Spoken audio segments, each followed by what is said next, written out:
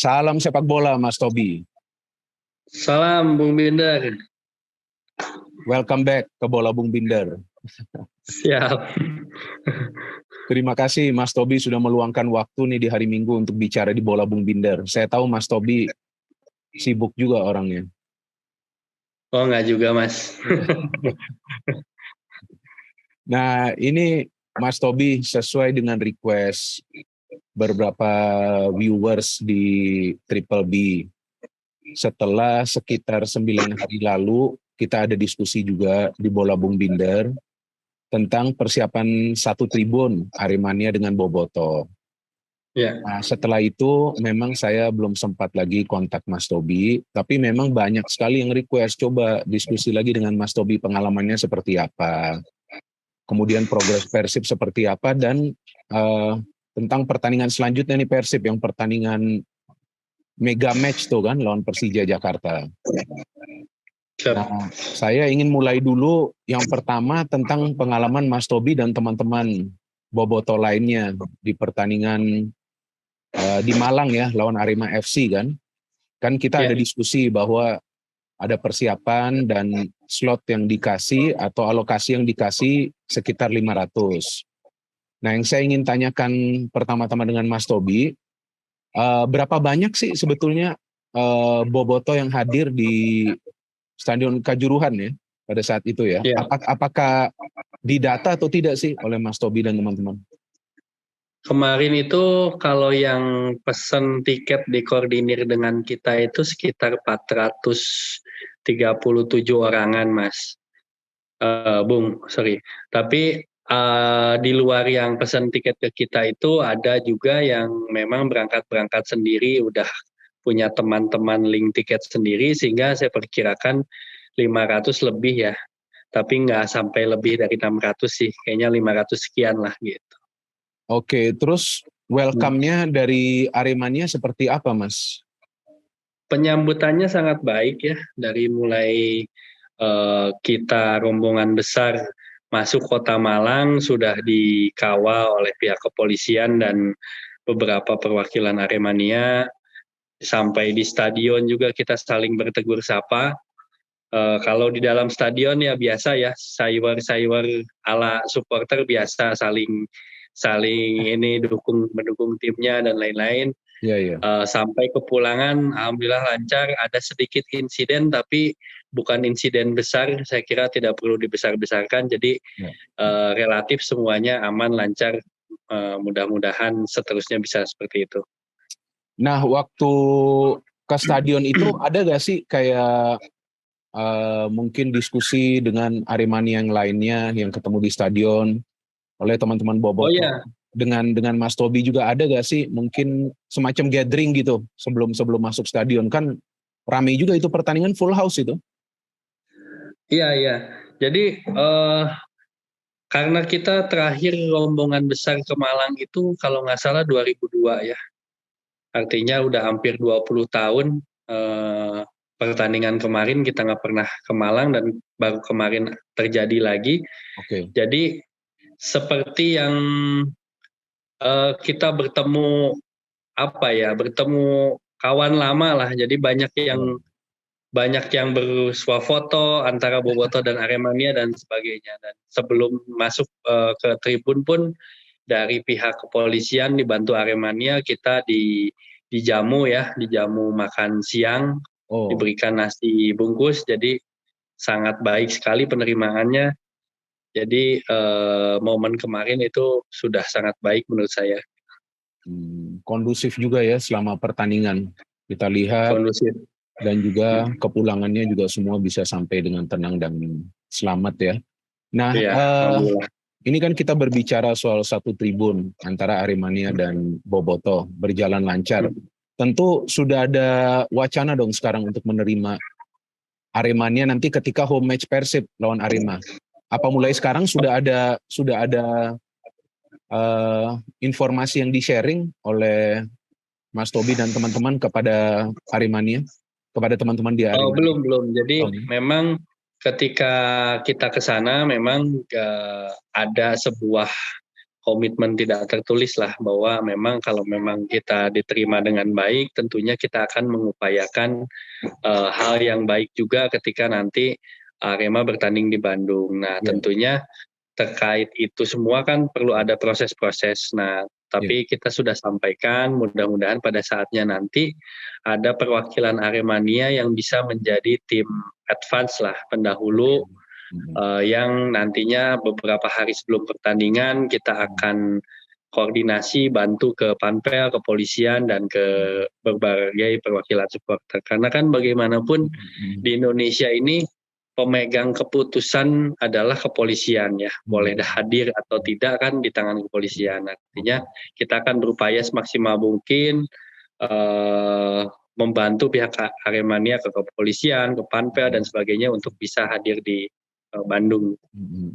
Jadi bagus juga ya, kita juga bisa melihat tuh dari televisi pertandingan berjalan seru, supporter juga menikmati jalannya pertandingan. Kalau menang atau kalah itu kan memang bagian dari pertandingan ya. Mungkin kemarin kalah, mungkin kemarin kalah, nanti besok menang atau seri juga.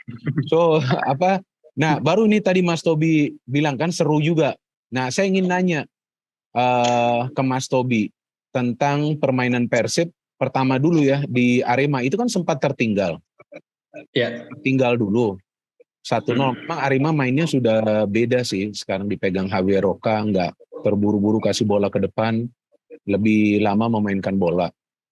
Unggul dulu, terus dari teman-teman Boboto perasaannya gimana tuh? Wah, bisa comeback gak nih? Seperti apa? Mas Tobi kan nonton langsung tuh di stadion.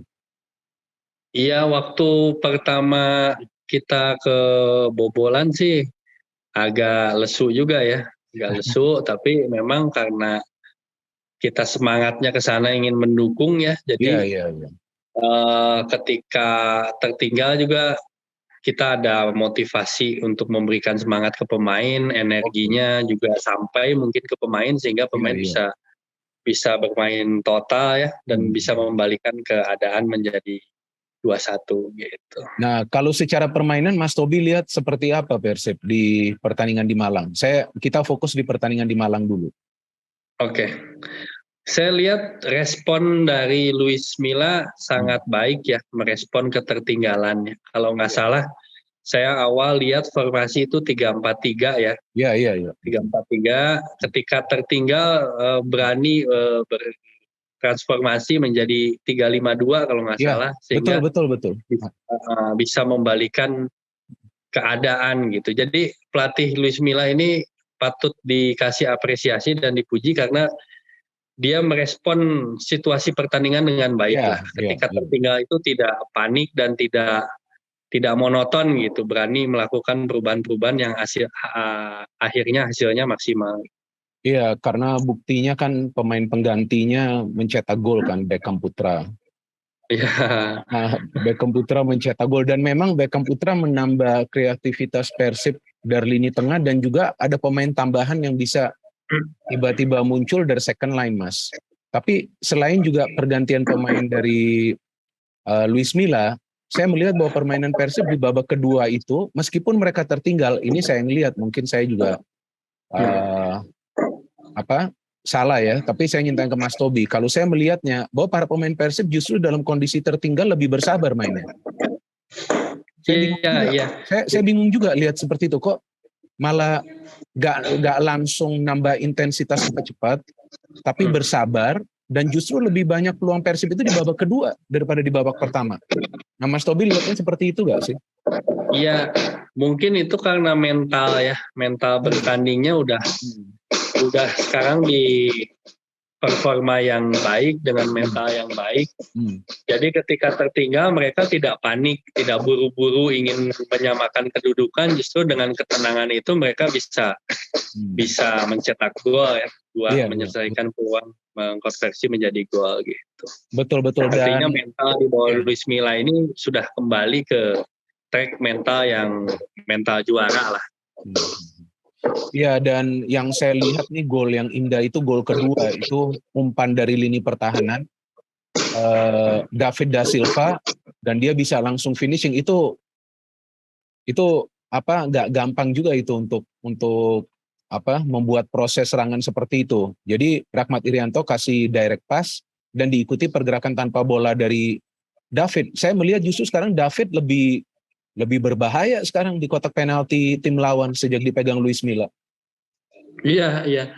Jadi sekarang perannya dulu kan perannya monoton ya, kayak menjadi semua bola harus terfokus ke David da Silva. Sekarang saya lihat sekarang tuh David da Silva karena mungkin back lawan banyak terfokus ke dia lebih ke pemancing yang membuka ruang-ruang yang lain untuk masuk gitu.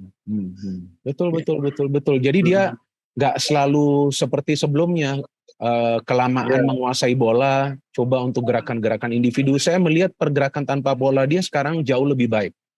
Iya. Benar ya Mas? Betul. Oke, jadi di Malang Persib bisa comeback terus bermain di kandang sendiri lawan Barito. Dan kali ini Persib bisa pesta gol. Sebelumnya kan di bawah Luis Milla menang 2 kali dengan skor 2-1. Bisa pesta gol memang sih lawan salah satu tim yang sekarang masih berada di zona degradasi, yang memang performanya masih belum membaik ya, Barito Putra. Tapi yang saya terkesan dengan 5 gol yang dicetak oleh para pemain Persib ini, yang pertama nih Mas, nggak ada yang dari penalti. Betul kan? Nggak ada yang dari penalti. Dan yang kedua, saya ngelihat ini nggak ada permainan individu, semuanya ini teamwork, mengandalkan passing. Nah Mas Tobi lihatnya seperti apa? Betul. Jadi tumben-tumbenan ya Persib di babak pertama bisa unggul 4-0 gitu. Sebuah kemenangan yang meyakinkan sejak awal gitu. Dan tadi betul gol-golnya lewat proses kerjasama yang baik ya. Gol pertama kan hand crossing, bisa dimaksimalkan David Silva. Dan yang menarik lagi Ciro Alves yang sebelum-sebelumnya mungkin belum kembali ke performa terbaiknya karena krisis kepercayaan diri akibat cedera dan sebagainya. Kemarin itu tampil luar biasa ya, bisa mencetak 2 gol, mudah-mudahan bisa mengembalikan kepercayaan diri dia lah. Karena kan pelatih juga sampaikan udah optimis dari awal dengan rambut barunya kan. Dan memang itu gol Ciro Alves kali ini bukan dari penalti, lawan Rans kan dari penalti dia ya, kalau nggak salah. Dari penalti kan, tapi ini kali kan dari open play. Dan saya kembali melihat peran dari Rahmat Irianto. Dia center back. Tapi setiap kali dia maju, berbahaya juga pemain ini kasih umpan kunci. Itu kan golnya Ciro itu yang pertama ya. Itu kan sebetulnya kan crossing dari dia. Memang bola pantulan akhirnya. Tapi kan dia yang cross itu ke dalam kotak penalti, dan kombinasi dengan Kambuaya. Saya sih melihat sekarang hampir setiap pemain Persib itu menyentuh bola sebelum ada proses serangan yang dibangun, hampir semua, saya nggak mengatakan semua. Jadi back maju, ada pemain tengah, di depan ada striker menunggu tuh Mas. Iya jadi terasa banget ya kolektivitas timnya gitu. Jadi peran-perannya tuh bukan hanya kreasi dari lini tengah atau mengandalkan skill individu dari striker, tapi dari belakang juga berperan gitu. Kemarin tadi betul Rahmat Irianto ketika pegang bola dia berhasil penetrasi dan kasih umpan, terjadi scrimmage kan langsung oleh Ciro dimaksimalkan. Jadi ya di era Luis Milla ini saya rasa semua posisi itu sangat berperan ya, sangat berperan satu sama lain, sehingga saya sih optimis, pede ya melihat saat ini juga jarak dengan pemimpin klasemen hanya tinggal 7 poin gitu. Saya kira Persib bisa kembali kompetitif di jalur juara. Iya, dan saya melihatnya juga Mas Tobi, Luis Milla ini bisa memanfaatkan sumber daya pemain di skuad Persib. Karena kita juga perlu ingat bahwa di pertandingan lawan Barito itu ada banyak pemain yang nggak bisa tampil.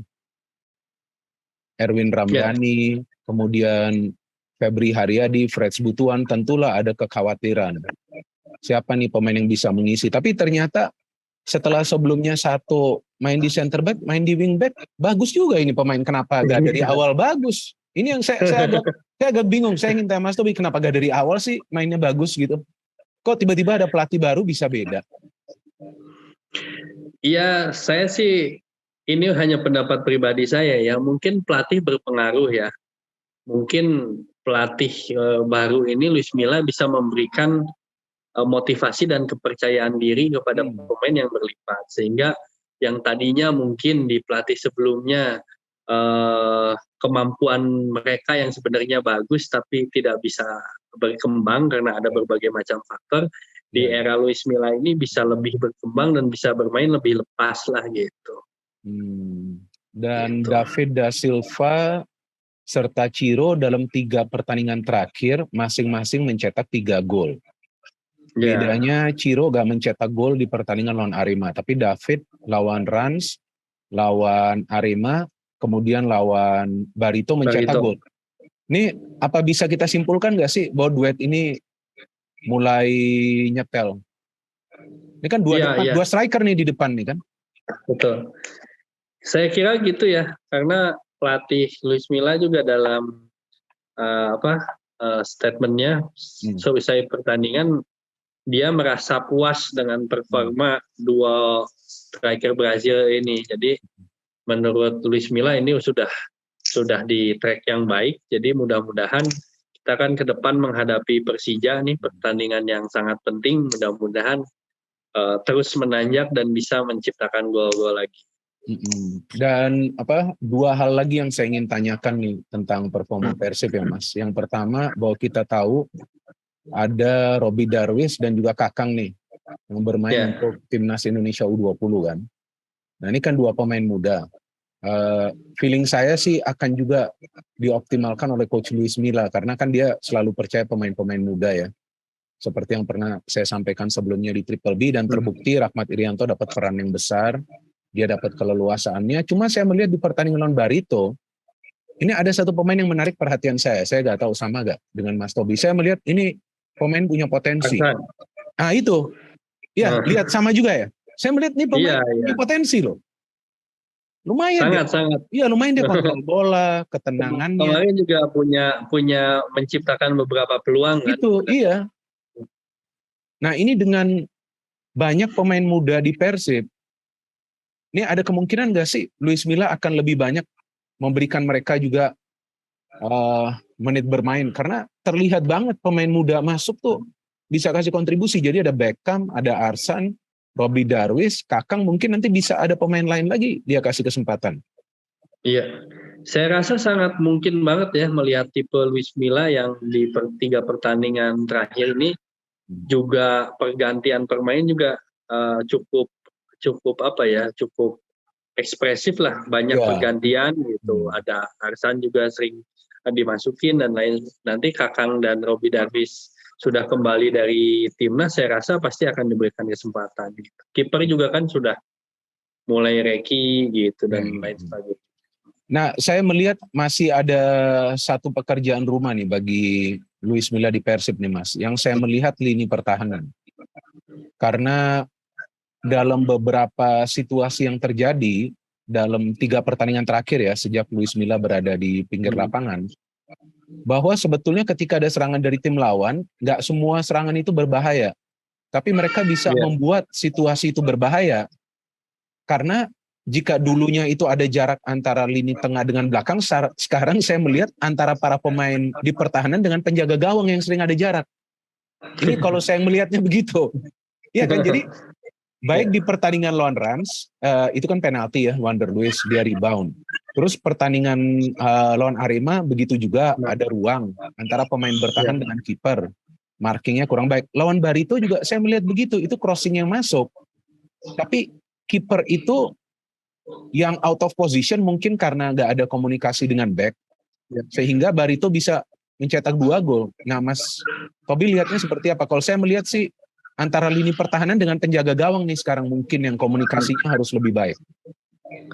Ya memang pertahanan ini masih menjadi masalah ya. 3 pertandingan terakhir selalu kebobolan, artinya nggak pernah clean sheet gitu. Dan ya saya lihat memang antara Juve kemarin dengan nih masih kadang-kadang suka hilang fokus ya. Fokus, komunikasi dengan kiper juga masih kurang optimal. Saya rasa memang dengan cederanya Victor Igbonevo ini sangat memukul Persib ya. Iya. Saya kira kalau Victor udah sembuh, saya kira bisa teratasi karena kan tipe Victor Igbonevo adalah tipe pemimpin yang selalu berkomunikasi ya, yang bisa koordinasi, mensolidir ini pertahanan gitu. Iya, dan so far seperti yang tadi Mas Tobi katakan sudah mendekati papan atas. Sementara kalau saya nggak salah di peringkat ke-8 Persib Bandung dan 3 kemenangan berturut-turut. Nah, cuman yang menarik nih Mas, pertandingan selanjutnya. Iya. Itu yang menarik. Lawan Persija. Nah, sebelum kita kalau sekarang membahas soal teknis pertandingan masih cukup jauh. Kan masih sekitar 2 pekan ya. Tapi saya ingin menanya, yang saya baca berita nih, mungkin saya salah, Mas Tobi boleh koreksi saya jika saya salah. Yang saya baca berita ada beberapa artikel bahwa ada wacana dari manajemen Persib untuk menerima supporter dari Persija. Nah ini apa ada juga wacana seperti itu dari teman-teman Boboto, dan apakah dari manajemen dengan teman-teman Boboto sudah ada komunikasi untuk bisa membuka komunikasi dengan supporter Persija? Seperti apa update-nya nih Mas? Ya memang kan kalau kita lihat di berita-berita online memang ada wacana seperti itu ya. Karena mungkin melihat kemarin kita di Malang bisa terlaksana, jadi sehingga ada momentum mungkin untuk mendatangkan supporter Persija ke Bandung gitu. Tapi kalau obrolan secara resmi ya di kelompok supporter memang belum ada. Dari Viking sendiri belum mengadakan rapat atau diskusi mengenai hal ini. Saya rasa di kelompok bobotoh yang lain pun belum ada ya. Mungkin ini baru wacananya dari Panpel karena memang ada kewajiban juga kan sebagai tuan rumah memang harus mengalokasikan tiket ya, kalau nggak salah 5% buat pendukung tamu. Tapi kalau ditanya secara pribadi, mungkin kalau saya tidak mengatasnamakan kelompok ya, pribadi. Kalau pribadi sih saya sih setuju kalau pendukung Persija bisa ke Bandung. Saya tidak muluk-muluk berbicara mengenai perdamaian, tapi kan hakikatnya memang supporter itu pasti ingin bisa menyaksikan pertandingan tim kesayangannya di stadion manapun. Itu pun Bobotoh pun begitu, pasti ingin nonton di Jakarta. Oleh karena itu kan tentunya ketika kita ingin menonton pertandingan di stadion manapun, kita pun harus membuka diri agar penonton lawan juga bisa nonton di stadion kita. Itu menurut pandangan saya. Dan yang kedua, faktor keamanan pun menurut saya lebih terjamin kalau memang dikoordinasi secara serius dan terbuka. Karena kalau melihat pengalaman di tahun-tahun sebelumnya, pendukung kedua kesebelasan tidak boleh hadir. Kalau main di Jakarta, Bobotoh tidak boleh hadir. Main di Bandung, pendukung Jakarta tidak boleh hadir. Akibatnya banyak pendukung Bandung dan Jakarta yang diam-diam karena ingin nonton, diam-diam ke sana, ternyata ketahuan, akhirnya sampai meninggal dunia. Ada kejadian dengan Cipta Nugraha seperti itu, di Bandung ada Haringga yang dari Jakarta seperti itu. Saya rasa saya tidak ingin ada kejadian-kejadian seperti itu lagi, sehingga memang perlu ada terobosan baru menurut saya ya. Kalau memang dikoordinasikan dengan baik dengan kepolisian, ya saya rasa kalau kepolisian siap, ya kenapa tidak gitu. Iya, saya juga ingin melihat sih Mas, bahwa lebih banyak pertandingan itu bisa dihadiri juga oleh tim yang bermain away ya, karena kan seperti yang kita juga diskusi di konten sebelumnya bahwa intinya kan untuk nonton pertandingan sepak bola, ya kan. Orang kalau yang passion soal sepak bola, ya seperti saya dan Mas Tobi, kita kan maunya kan nonton. Kita mau nonton pertandingannya, kita mau dukung tim yang kita support. Kalau kalah ya udah kita harapkan bisa menang di next match. Tapi intinya itu untuk menonton pertandingan sepak bola ya. Saya harapkan nanti bisa nanti ada rumusan lah dari Bobotoh seperti karena baiknya. Kalau berbicara perdamaian mungkin masih perlu proses ya, masih banyak mungkin yang masih kontra. Tapi kita tidak berbicara perdamaian dulu deh. Yang penting masing-masing kedua kelompok tuh bisa menyaksikan timnya bertanding di stadion manapun gitu. Iya, itu. Terlepas nantinya di stadion ada bumbu-bumbu seperti apa, selama masih di dalam pengawasan kepolisian, saya rasa masih bisa teratasi gitu. Iya. Oke, jadi kita tunggu nanti Mas kayak apa update-nya untuk Ya. Selanjutnya tentang pertandingan Persib lawan Persija. Tapi sebelum closing nih, saya ingin tanya Mas Tobi nih, malam ini Timnas Indonesia U20 lawan Vietnam nih. Nah, ini seperti pertandingan final nih. Mas Tobi ada nonton juga dong pertandingan Timnas? Saya kemarin kebetulan nggak nonton secara full, tapi mengikuti lah yang lawan Timor Leste dan Hong Kong ya. Iya betul, lawan Hong Kong kan telak. Tapi ini kan yang lawan sebenarnya. Ya, betul. Cuman memang kebiasaan Timnas kan memang ketika menghadapi Vietnam ini yang diperlukan, kalau secara kemampuan saya percaya ya, Timnas U20 tuh wah potensinya luar biasa, tapi entah kenapa tiba-tiba kalau lawan Vietnam tuh mental pun ikut bermain gitu. Kadang-kadang udah kemampuan bagus, tapi mentalnya kadang-kadang karena mungkin beban yang besar, tekanan yang kuat menghadapi tim yang sering kita sulit melawannya, sehingga mentalnya berpengaruh juga. Betul. Saya sepakat juga. Saya berkali-kali sering jelaskan sebetulnya pemain-pemain kita nih bagus. Cuman entah kenapa di pertandingan yang besar tiba-tiba bisa ada error yang seharusnya nggak terjadi, bisa ada penurunan fokus. Mungkin ya mental ini kita harapkan Mas Tobi di pertandingan nanti malam mental kuat, permainan rapi, dan menang agar bisa lolos langsung nih ke Piala AFC U20. Amin. Ya, jadi kita support. Saya sih optimis bahwa Timnas Indonesia U20 bisa dapat lah hasil akhir yang positif. Tinggal bagaimana konsentrasi dari para pemain aja. Jadi kita tutup dulu Mas Tobi konten yang ini. Terima kasih banyak untuk Mas Tobi. Sama-sama. Terima kasih Bung. Dan saya harapkan ke depannya nanti kita ada lagi deh diskusi nih soal Persib pada momen yang sesuai ya. Oke, makasih banyak Mas Tobi. Terima kasih.